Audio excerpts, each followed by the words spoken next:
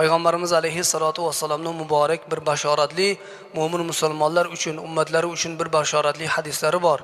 Hazrat Payg'ambar alayhissalom aytdilarki, qaysi bir musulmon erkak yoki musulmon ayol juma kunida yoki juma kechasida vafot qilsa, Alloh subhanahu va taolo o'sha bandani, ya'ni o'sha muslim va muslimani Alloh taolo qabr azobidan xalos qiladi.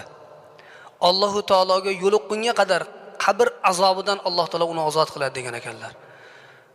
Mo'min musulmonlar uchun eng katta Payg'ambar alayhissalatu vassalamning ulug' bashoratlaridan biri mana bu hadisdagi aytilgan qaysi bir insoniki agar juma kunida vafot qilsa, kunduzi bo'ladimi, kechasimi, bu ba'zi ulamolarimiz aytgan ekanlarki, husnul xotimani belgisi degan ekanlar. Ya'ni xotimasi chiroyli bo'lishligini belgisi juma kuni yoki kechasida vafot qilishlik degan ekanlar. Shunga yo'ygan ekanlar.